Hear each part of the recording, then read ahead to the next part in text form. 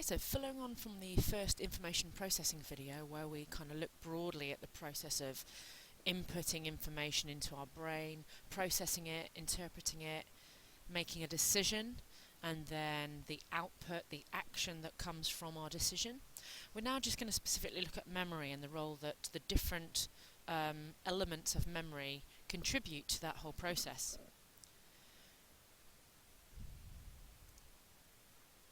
So the specification has several little bits to it. First of all, you've got to be able to describe the multi-store model of the memory process, and I'll show you that model in a moment, and understand how it links in with the perceptual process, the process of information processing that we talked about in the first information processing video. You've got to be able to describe the components of memory and how they contribute to the information processing process. You've also got to look at ways in which, or strategies that can improve short-term and long-term memory storage, and obviously put these things into place and apply them through practical examples, so sports performance.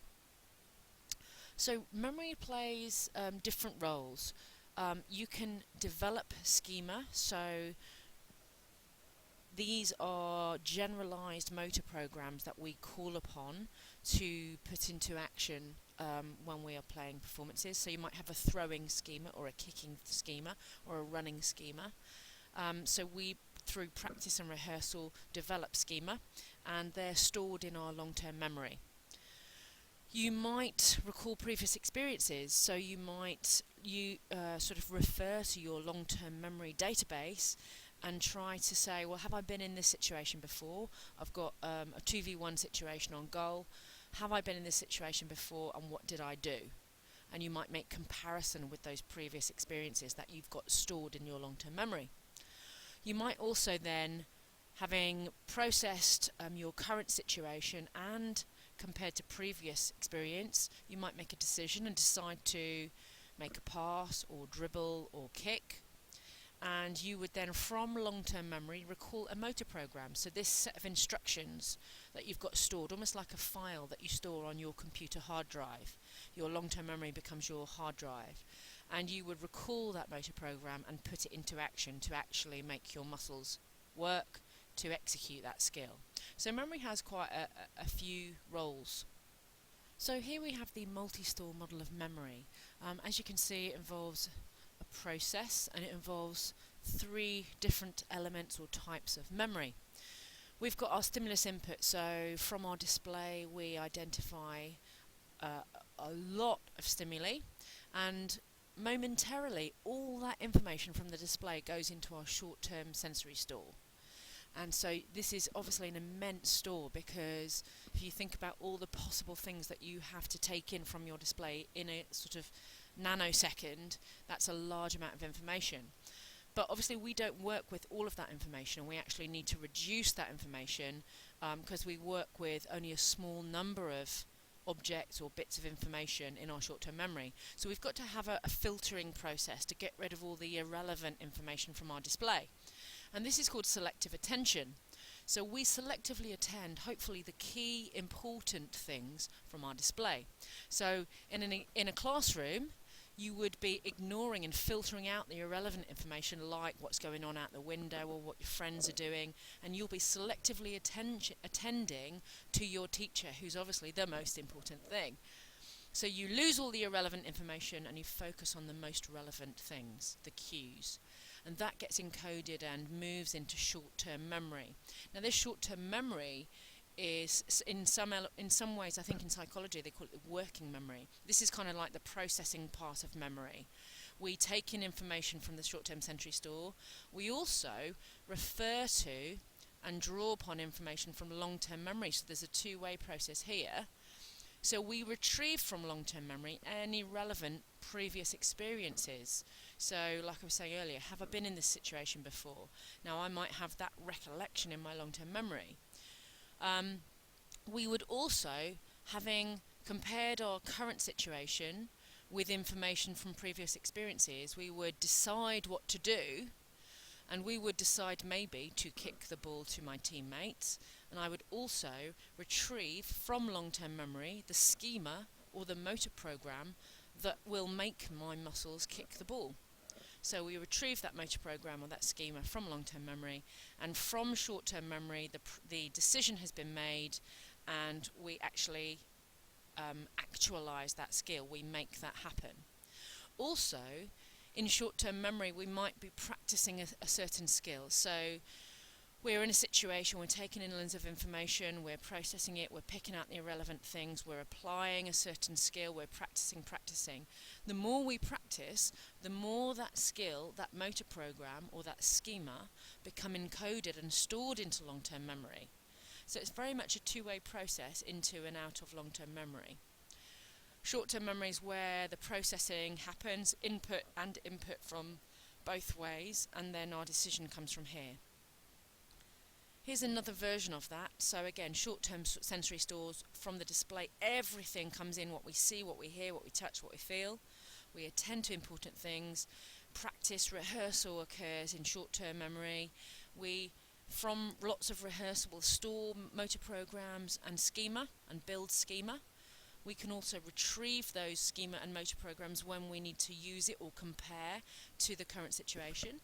And then we do the action. We decide what to do and we put it into place through short-term store. So you may need to draw this, and certainly you might need to explain this. So that selected relevant information is passed into short-term memory. Now, this short-term memory lasts literally over a few seconds, up to about 30 seconds, and this is the working memory, the place where information is manipulated. We take it in from short-term sensory store, we'll get information from long-term memory, and it's all in the mix in short-term memory. We focus on the important information, we attend to that, we have lost the irrelevant information, and just temporarily we store this information. So here's the sort of characteristics. Up to 30 seconds information is stored in short-term memory, so it's longer than short-term sensory store, but it's a very limited capacity, so 5 to 9 pieces of information. You might see this written as 7 plus or minus 2 is another way, but 5 to 9 pieces of information. Hence the importance of selectively attending the important bits of information if you've got limited storage in short-term memory. And as I said, this is where processing happens. So short-term memory is where the comparison part of perception takes place. Here we seek to compare and link with long-term memory, look into our long-term memory storage and see, do I recognise this situation? Have I been in this situation before? We can then practice skills and rehearse things via short-term memory, and if we practice it a lot, it will become encoded and stored more permanently in long-term memory. So repetition and rehearsal are really important for progressively encoding skills or encoding information into long-term memory, and you do that over a period of time and it becomes a permanently stored factor in long-term memory. Now we can increase short-term memory by things like chunking and chaining. So if I asked you what somebody's phone number was, instead of listing off the individual, 7 or 8 or 9 digits, you would probably chunk them into 2 or 3 at a time. So 1, 2, 3, 4, 5, 6, 7, 8, 9. As opposed to saying, well, their number is 1, 2, 3. So we chunk bits of information. We remember things in chunks. And therefore, instead of, if I've only got 9 bits of information, if I had to remember a phone number, that would be the whole single set of digits. If I chunked it into 3 chunks, I could still remember other things as well and process other things at the same time. So chunking is really important. Chaining would be things like putting information into a sequence or into a story. Sometimes if you remember things, you can visualize, you can link things together and make them meaningful and make it into part of a story. You chain them and you make connections between them.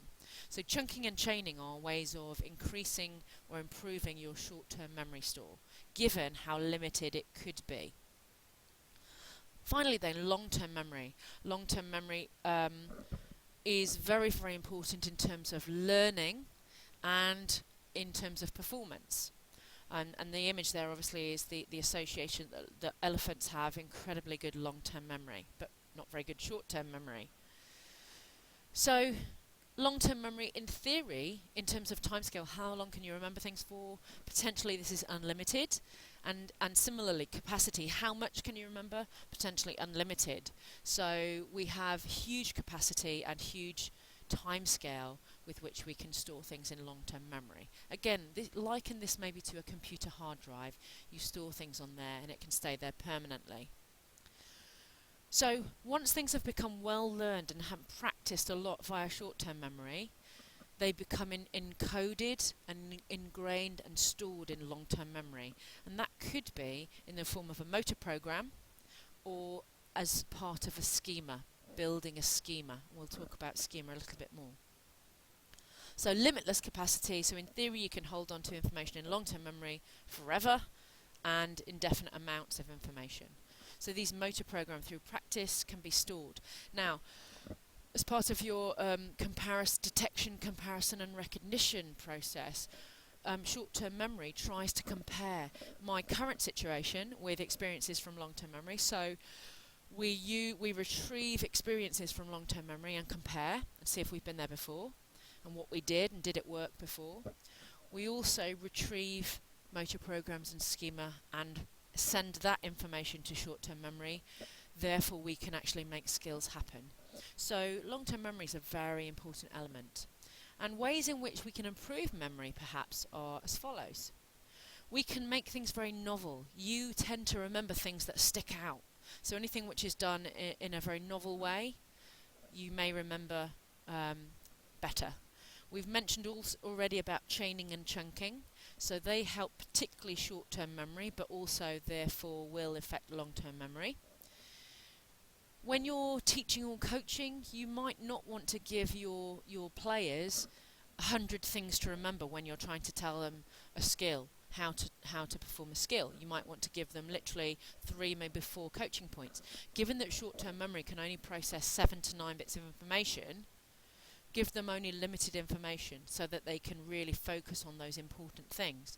Because if there's more than 9 bits of information, it will be lost because short-term memory doesn't have that capacity. Keep things appropriate and relevant and simple. So don't give them, again, too much irrelevant information that might mix them up, mess them up, just be distracting. Mnemonics, now we've talked a lot about mnemonics, ways of remembering things. We've used words. So for our public schools section, we looked at change, barbarian, and Topvik as a way of remembering information. So that's kind of a way of perhaps chunking information. Making things fun can be a way of remembering things. You remember the great night out because it was fun or it was novel.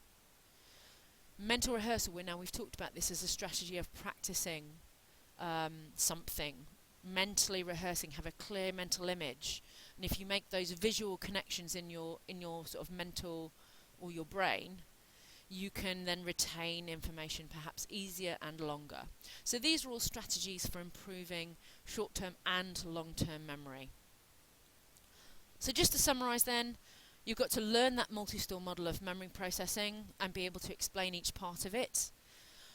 You've got to understand the components of memory and the roles that they play. So each of the 3 types of memory storage, what's the time scale, what's the capacity, and what are key elements, particularly relating it to detection, comparison and retrieval. And obviously be able to apply these things in terms of a skill or performance in some way.